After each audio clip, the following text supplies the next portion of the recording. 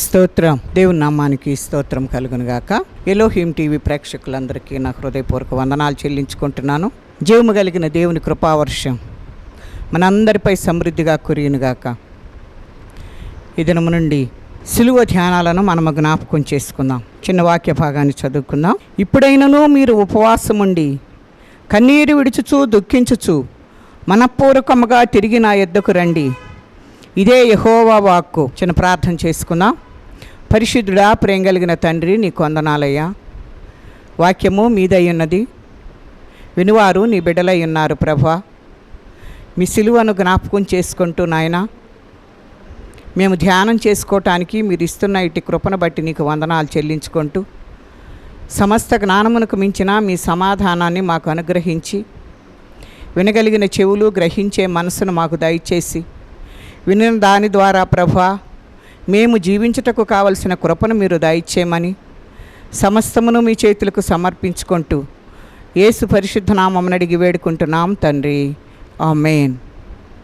చిన్న పాట పాడుకుందాం. దేవాని చిత్తము నెరవేర్చని కుమారుని పంపితివి, అద్వితీయుడు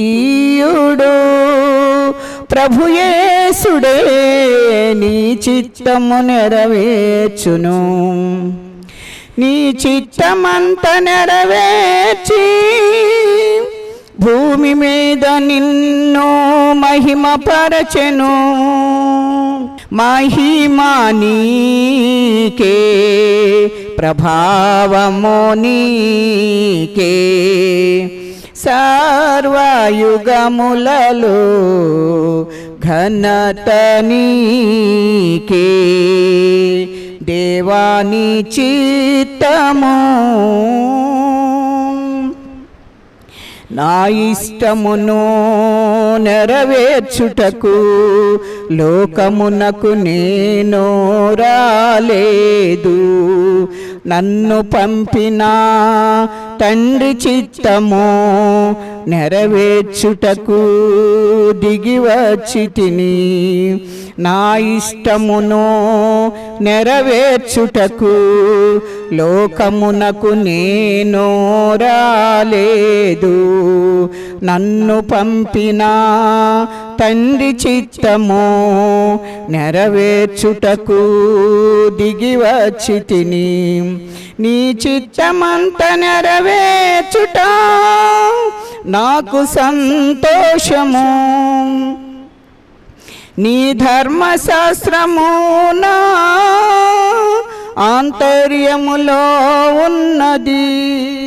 మహిమా నీకే, ప్రభావము నీకే, సర్వయుగములలో ఘనత నీకే. దేవాని చిత్తము ఆ తండ్రి చిత్తము నిన్ను నలుగగొట్టుట ఆయనకు ఇష్టమాయెను. నలిగిపోయి మా కొరకు కార్చిన రక్తమే మా పాప పరిహారమాయెను. ఆ తండ్రి చిత్తము నిన్ను నలుగగొట్టుట ఆయనకు ఇష్టమాయెను. నలిగిపోయి మా కొరకు కార్చిన రక్తమే మా పాప పరిహారమాయెను. నిన్ను చూచి విశ్వాసముంచు వారికి నిత్య జీవము. నిన్ను గూర్చి వినిన వారు నమ్మక నిత్య నరకమే. మహిమా నీకే, ప్రభావము నీకే, సర్వయుగములలో ఘనత నీకే. మహిమా నీకే, ప్రభావము నీకే, సర్వయుగములలో ఘనత నీకే. దేవాని చిత్తము ఓ సంఘమా, ప్రియ సంఘమా, దేవుని ఇష్టము నెరవేర్చుమా. గతించిన కాలము చాలును నీ ఇష్టము నెరవేర్చుటకై. ఓ సంఘమా, ప్రియ సంఘమా, దేవుని చిత్తము నెరవేర్చుమా. గతించిన కాలము చాలును నీ ఇష్టము నెరవేర్చుటకై. తెలిసి కూడా నీవు దేవుని చిత్తము జరిగింపకుందువా. ఆయన చిత్తము జరిగించుటకై జాగేలవో సోదరా. నీ ద్వారా ఆయనకు మహిమా జీవితాంతము. మన ద్వారా ఆయనకు మహిమా జీవితాంతము. దేవాని చిత్తము నెరవేర్చని కుమారుని పంపితివి. అద్వితీయుడు ప్రభుయేసుడే నీ చిత్తము నెరవేర్చును. నీ చిత్తమంత నెరవేర్చుట భూమి మీద నిన్ను మహిమపరచెను. నీ చిత్తమంత నెరవేర్చి భూమి మీద నిన్ను మహిమపరచెను. మహిమా నీకే, ప్రభావము నీకే, సర్వయుగములలో ఘనత నీకే.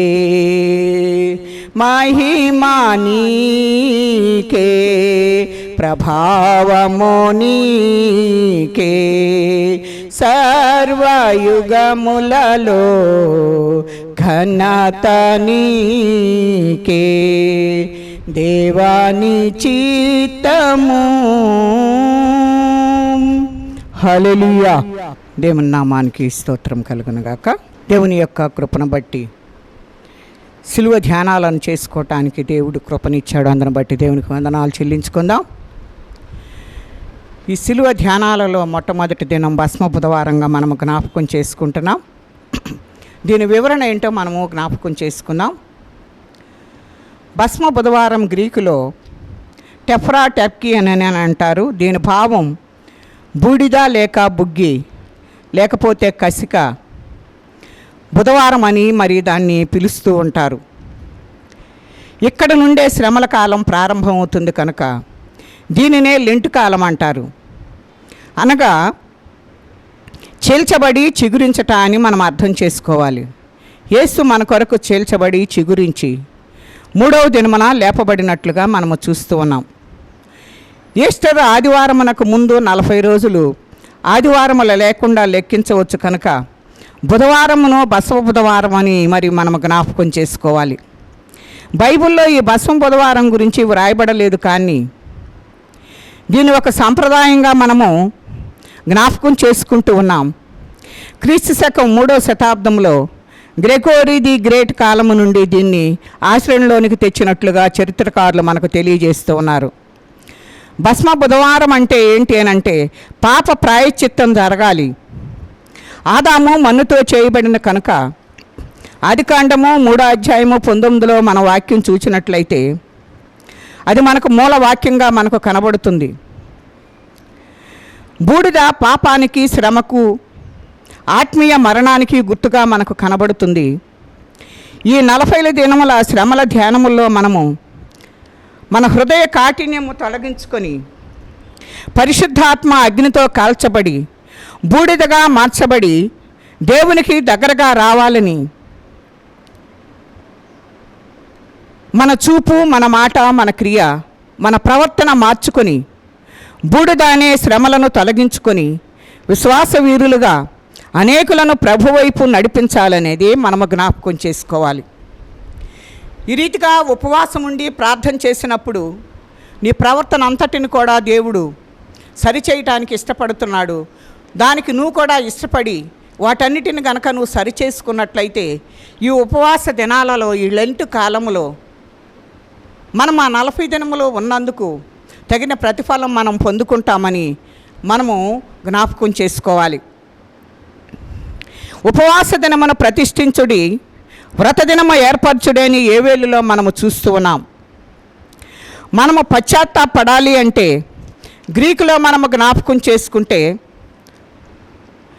మెటనోయా అని వ్రాయబడినట్లుగా మనము చూస్తున్నాం. అపోస్తుల కార్యములు 3:20లో కూడా మీ కొరకు నియమించిన క్రీస్తు యేసును ఆయన పంపునట్లు మీ పాపములు తుడిచివేయబడునని మీ నిమిత్తము మీరు మారు మనస్సు నుండి మరి దేవుని వైపు తిరుగుడు అని మనకు ఇక్కడ వాక్య భాగము మనకు సెలవిస్తున్నట్లుగా చూస్తూ ఉన్నాం. ఈ 40 దినాలు ఎంతో నిష్ఠగా మనము ఉపవాసములతో నిష్ఠ నియమనాలతో ఆచరిస్తూ ఉంటాం. పశ్చాత్తాపం అంటే ఈ 40 దినములు మాత్రమే కాదు, కానీ మనిషి తన పాపములు ఒప్పుకొని పశ్చాత్తాపడి బ్రతికినంత కాలము కూడా పరివర్తనతో బ్రతకటమే నిజమైన పశ్చాత్తాపంగా మనకు కనబడుతున్నట్లుగా మనము చూస్తూ ఉన్నాం. దేవుని యొక్క వాక్యము మనకు జ్ఞాపకం చేస్తుంది ఏంటి అని అంటే, ఈ 40 దినాలను ఉపవాసం ఉండటం కాదు, కానీ దేవుని తన్నిలో పశ్చాత్తాపడాలని దేవుడు మనకు హెచ్చరిక చేస్తున్నట్లుగా చూస్తూ ఉన్నాం. నువ్వు ఆ రీతిగా దినదినము కూడా నువ్వు పశ్చాత్తాపడాలి. ఈ 40 రోజులు ఏదో ఉపవాసం ఉండి పశ్చాత్తాపడటం కాదు, కానీ ఏ దినమునకు ఆ దినము నువ్వు పశ్చాత్తాపడాలని దేవుని యొక్క వాక్యము మనకు హెచ్చరిక చేస్తున్నట్లుగా మనము చూస్తూ ఉన్నాం. ఈ 40 దినాల గురించి మనము జ్ఞాపకం చేసుకుంటే,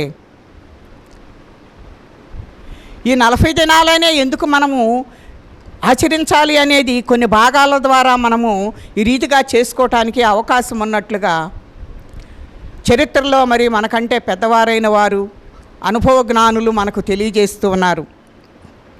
యేసయ్య 40 దినములు ఉపవాసం ఉన్నట్లుగా మనము చూస్తూ ఉన్నాం. ఆ రీతిగానే యోనా ద్వారా ఇక 40 దినములకు నినివే పట్టణమునకు నాశనం చేయబడుతుంది అని ఆయన మాట్లాడటానికి అక్కడ ఆ 40 దినాలను జ్ఞాపకం చేసుకుంటున్నారు. ఆ పట్టణము నాశనమగునని దేవుడు అక్కడ తెలియజేస్తున్నట్లుగా మనము చూస్తూ ఉన్నాం. మోషేని గురించి కూడా మనము జ్ఞాపకం చేసుకుంటే, మోషే 40 దినాలు పగలు రాత్రి ఆ కొండపై ఆయన ఉండి, అలాగ ఉండి దేవుని ముఖదర్శనము చేసుకుంటూ ముఖాముఖిగా దేవునితో మాట్లాడుతూ ఆ 40 దినములో ఆ రీతిగా ఉండి ధర్మశాస్త్రాన్ని 10 ఆజ్ఞలను మరి 2 పలకలుగా దేవుని చేవ్రాతతో వ్రాసిన వాటిని మరి ఆ కొండ మీద నుండి తీసుకుని వచ్చినట్లుగా మనము చూస్తూ ఉన్నాం. ఉపవాసం ఉండుటను బట్టి ఎన్నో కార్యములు మనకు జరుగుతూ ఉంటవి. నువ్వు నిష్ఠగా ఉపవాసం ఉండి ప్రార్థన చేసినప్పుడు దేవుడు ఎన్నో కార్యములు చేస్తాడు. ఉపవాసం ఉండి ప్రార్థన చేసినప్పుడు దెయ్యములు వెళ్ళగొట్టబడతాయి. ఉపవాసం ఉండి ప్రార్థన చేసినప్పుడు అనేకమైన గొప్ప కార్యాలు జరుగుతాయని దేవుడు మనకు ఈ బైబిల్ గ్రంథంలో ఎన్నో రీతిలుగా మనకు మరి తెలియపరిచినట్లుగా మనము చూస్తూ ఉన్నాం. నోహుతో దేవుడు చెప్పాడు ఏమనంటే, ఇంకను 7 దినములలో నేను 40 పగలు 40 రాత్రులను భూమి మీద వర్షము కురిపించేదను అనే మాటను మాట్లాడుతూ ఉంటాడు. 40 ఇట్లాంటివి చాలా మరి బైబిల్ గ్రంథంలో మనం చూస్తూ ఉన్నాం. యోవేలు గ్రంథంలో మనము జ్ఞాపకం చేసుకున్నట్లయితే, ఇప్పుడైనను మీరు ఉపవాసం ఉండి కన్నీరు విడుచుచు దుఃఖించుచు మనఃపూర్వకముగా నా యొద్దకు రండి, ఇదే యెహోవా వాక్కు అని అంటున్నాడు. తాను ఉద్దేశించిన కీడుని చేయక పశ్చాత్తాపడును గనక మీ వస్త్రములను కాక మీ హృదయములను చించుకొని ఆయన తట్టు తిరుగుడి అని ఇక్కడ చెప్పుచున్నట్లుగా మనం ఇక్కడ వాక్య భాగాన్ని చూస్తూ ఉన్నాం.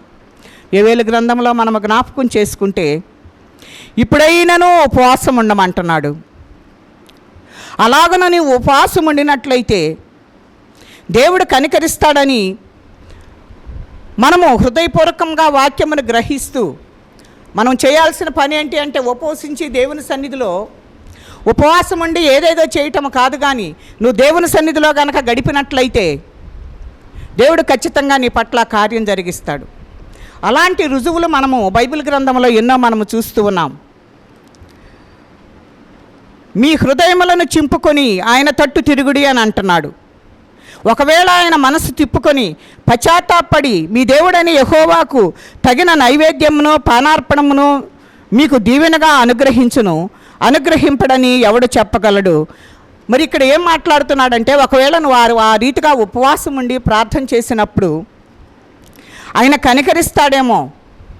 కనికరించడని ఎవరు చెప్పగలరని ఇక్కడ వాక్య భాగము మనకు హెచ్చరిక చేస్తుంది. కనుక రోమాపత్రికలో కూడా మనము చూస్తే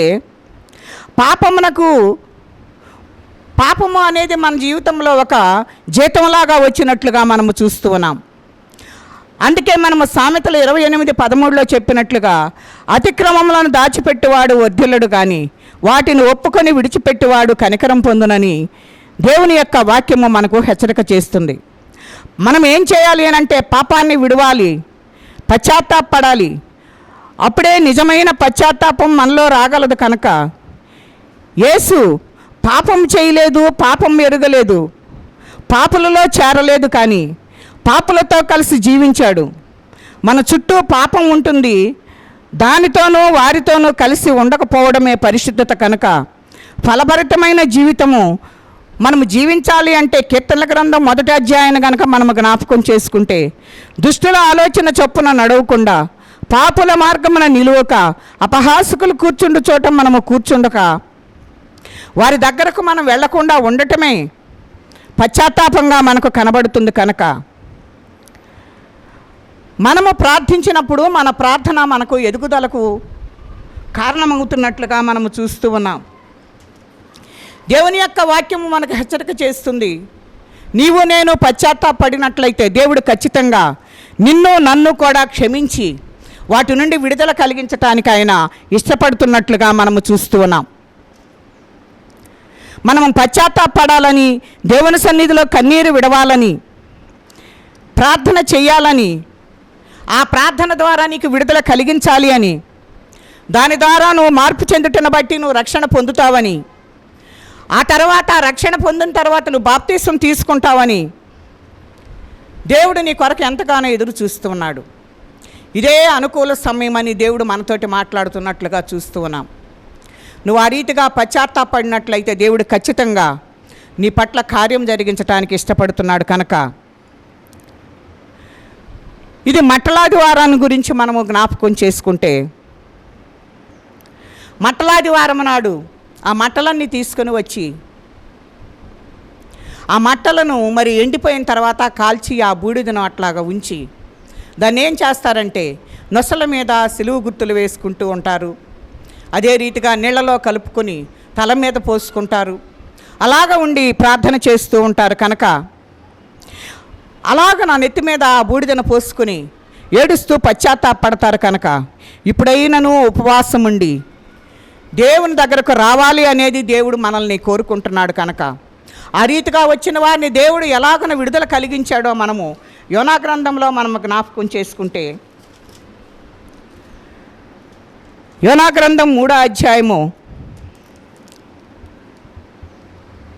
4వ వచనం నుండి మనము జ్ఞాపకం చేసుకుంటే, యోనా ఆ పట్టణంలో ఒక దిన ప్రయాణం అంత దూరం సంచరించుచు ఇక 40 దినములకు నినివే పట్టణము నాశనమగుననే ప్రకటన చేయగా, నినివే పట్టణపు వారు దేవుని యందు విశ్వాసముంచి ఉపవాస దినము చాటించి ఘనులేమి అల్పులేమి అందరూ గోనెపట్ట కట్టుకొనిది. ఆ సంగతి నినివే రాజునకు వినబడినప్పుడు అతడును తన సింహాసనం మీద నుండి దిగి తన రాజవస్త్రములను తీసివేసి గోనెపట్ట కట్టుకొని బూడిదలో కూర్చుండెను. మరియు రాజైన తానును ఆయన మంత్రులను ఆజ్ఞేయగా, ఒకవేళ దేవుడు మనసు త్రిప్పుకొని పశ్చాత్తాప్తుడై మనము లైమ కాకుండా తన కోపాగ్ని చల్లార్చుకొనును గనుక మనుషులు ఏదియూ పుచ్చుకొనకూడదు, పశువులు కానీ ఎద్దులు కానీ గొర్రెలు కానీ మేతమేయకూడదు, నీళ్లు త్రాగకూడదు, మనుషులందరూ తమ దుర్మార్గములను విడిచి తాము చేయి బలత్కారమును మానివేయవలెను. మనుషులేమి పశువులేమి సమస్తమును గోనెపట్ట కట్టుకొనవలెను. జనులు మనపూర్వకముగా దేవుణ్ణి వేడుకొనవలనని దూతలు నినివే పట్టణములో చాటించి ప్రకటన చేసిరి. ఈ నినివే వారు తమ చెడు నడతలు మానుకొనగా వారు చేయుచున్న క్రియలను దేవుడు చూచి పశ్చాత్తాప్తుడై వారికి చేయుదునని తాను మాట ఇచ్చిన కీడు చేయక మానినట్లుగా మనం ఇక్కడ చూస్తూ ఉన్నాం. దేవుని నామానికి స్తోత్రం కలుగునుగాక. నువ్వు ఎప్పుడైతే మనసును మార్చుకుని దేవుని సన్నిధిలో పశ్చాత్తాపం కనుక నువ్వు పడినట్లయితే దేవుడు ఖచ్చితంగా నిన్ను తన మనసును త్రిప్పుకొని నువ్వు చేస్తున్న క్రియలను బట్టి, నువ్వు చేస్తున్న ఉపవాసమును బట్టి దేవుడు ఏం చేస్తాడంటే ఆ కీడుని మరి చేయకుండా మానుకొనటానికి ఆయన ఇష్టపడుతున్నట్లుగా మనము చూస్తూ ఉన్నాం. ఈ నినివే పట్టణస్థులు మహాఘోరముగా ఉన్నారని దేవుడు ఏం చేశాడంటే యోనాను పంపిస్తూ ఉన్నాడు.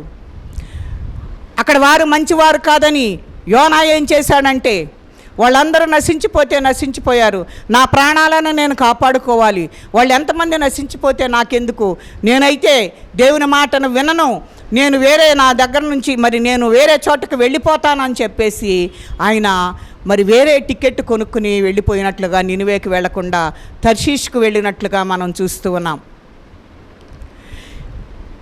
ఒక్కడు తప్పించుకోవటానికి ఇష్టపడుతున్నాడు, కానీ 1,120,000 మంది నశించిపోవటం దేవునికి ఇష్టం కాదు కదా. ఒక మాట సెలవిస్తే తన మనసును మార్చుకుని మార్పు చెందుతారేమోనని యోనాను పంపిస్తూ ఉన్నప్పుడు యోనా వెళ్ళలేదు. నువ్వు ఎంత దూరం పోయినా ఎక్కడికి వెళ్ళినా దేవుడు నిన్ను విడిచిపెట్టడు. నువ్వు చేయవలసిన పని కనుక నువ్వు దేవుని యొక్క చేతుల క్రింద నువ్వు ఉండినట్లయితే, ఆయన యొక్క అనుగ్రహంలో నువ్వు ఉంటే ఎక్కడుండినా నిన్ను బయటికి తీసుకుని వస్తాడు. చేపగర్భములో నినివే పట్టణంలోనికి యోనాను ఏ రీతిగా అయితే తీసుకుని వచ్చాడో ఆ రీతిగా నిన్ను కూడా అలాగున ముక్కుకు గాలం వేసి దేవుని పని చేయటానికి తీసుకుని వస్తాడు. ఆ రక్షణ కార్యాన్ని దేవుడు చేసినట్లుగా మనము చూస్తూ ఉన్నాం. ఆ నినివే పట్టణస్థులందరూ కూడాను పశ్చాత్తాపడి ఉపవాసం ఉండి ప్రార్థన చేసినప్పుడు తన తప్పులు తాను తెలుసుకున్నారు. ఒకవేళ మనం ఈ రీతిగా గనక చేస్తే దేవుడు తన మనసు మార్చుకుంటాడేమో, ఎవరు కూడా నీళ్లు త్రాగవద్దు, రాజు సహితము కూడా రాజవస్త్రములు తీసివేసి తన పశ్చాత్తాపడటానికి గోనెపట్ట కట్టుకుని బూడిదలో కూర్చున్నట్లుగా చూస్తూ ఉన్నాం. అందుకే ఈ బుధవారాన్ని బూడిద బుధవారం అని పిలుస్తూ ఉంటారు. దీనికి సాదృశ్యంగా తీసుకునే ఈ కార్యములను జరిగిస్తూ ఉన్నారు. ప్రత్యేకంగా అయితే భస్మ బుధవారాన్ని గురించి అయితే బైబిల్ గ్రంథంలో వ్రాయబడలేదు, కానీ ఈ విధంగా పశ్చాత్తాపడినప్పుడు ఎన్నో ఆత్మలు రక్షించబడతాయనేది మనం జ్ఞాపకం చేసుకోవాలి. ఎందుకు అని అంటే 1,120,000 మంది ఏ రీతిగా రక్షించబడ్డారో మనం ఇక్కడ చూస్తూ ఉన్నాం.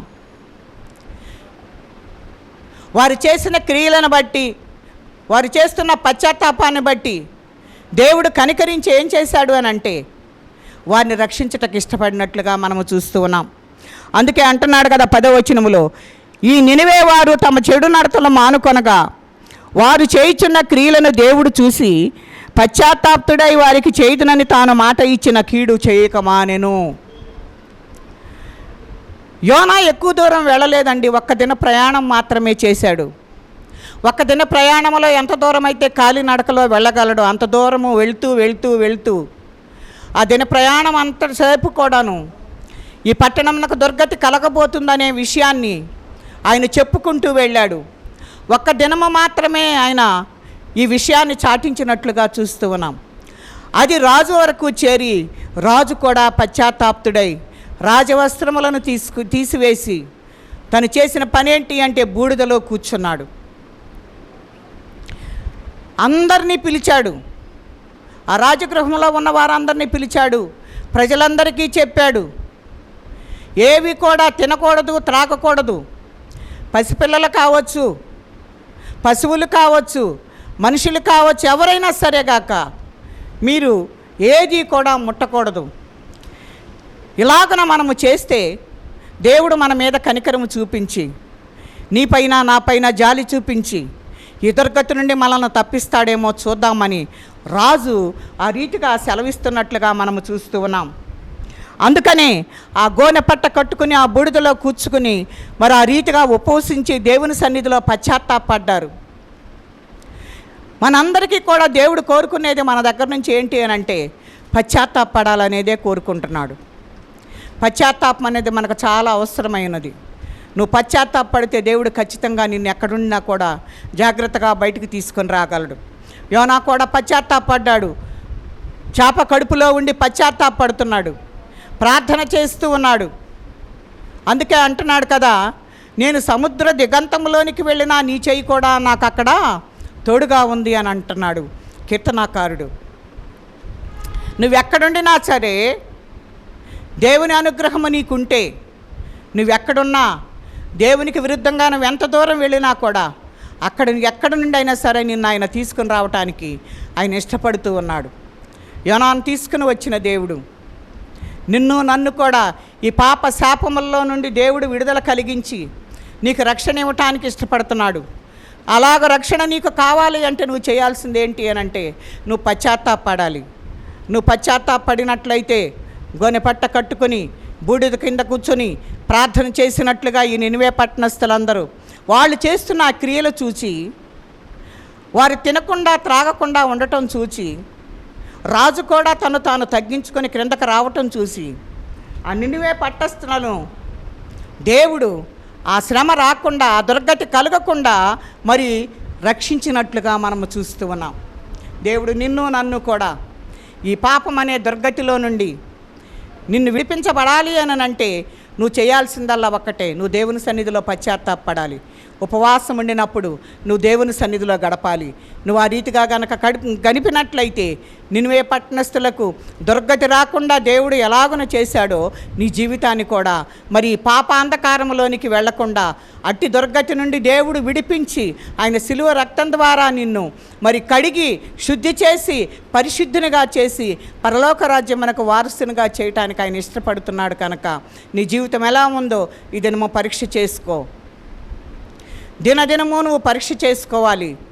అటు స్థితిని కనుక నువ్వు కలిగి ఉండినట్లయితే దేవుడు నిన్ను రక్షించి ఆయన రాజ్యంలోనికి తీసుకొని రావటానికి, నిన్ను సురక్షితముగా ఉంచటానికి ఆయన ఇష్టపడుతున్నాడు. కనుక మనందరము కూడా ఆ రీతిగా పశ్చాత్తాపడదాం. అట్టి కృప పరిశుద్ధాత్మ దేవుడు మనకు తోడై ఉండి నడిపించునుగాక. ఆమేన్. దేవుడి కొద్ది మాటలు మన వినికిడిలో దీవించి ఆశీర్వదించునుగాక. చిన్న ప్రార్థన చేసుకుందాం.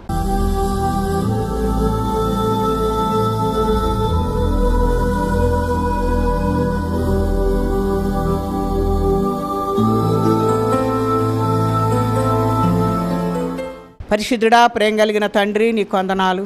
ఈ దినము కొరకై స్తోత్రాలు. మీరు మాతో మాట్లాడిన మాటల కొరకై నీకు స్తోత్రాలయ్యా. మేమేదో ఉపసిస్తున్నామని కాదు, కానీ ప్రభా నీ సన్నిధిలో నీతో గడిపి పశ్చాత్తాపడినప్పుడు రక్షణ పొంది బాప్తిసం పొంది నాయన నీ సన్నిధిలో వారసుల మగుటకు, ఈ పాపం నుండి మాకు విడుదల కలుగుటకు నాయన మేము ఏ దుర్గతిలో ఉన్నామో దానిలో నుంచి మమ్మల్ని విడిపించడానికి మీరు ఇష్టపడుతూ ఉన్నారు. ఆ రీతిగా నాయన మేమందరము కూడాను ప్రభా ఈ రీతిగా నా తండ్రి పశ్చాత్తాపడి నీ సన్నిధిలో రక్షణ పొంది నాయన బాప్తిసం పొంది నీ రాజ్యవారసులుగా మమ్మల్ని అందరినీ చేయమని మేము కన్నీరు విడుచుచు ఇప్పుడైనా ఉపవాసం ఉండి ప్రార్థించమంటున్నావు ప్రభా. ఆ రీతిగా నాయన మేము కన్నీరు విడుచుచు మా కుటుంబాల కొరకు, మా రక్త సంబంధీకుల కొరకు, మా కొరకు మేము ప్రార్థించుకునే అనుభవంలోనికి మాకు దయచేయండి ప్రభా.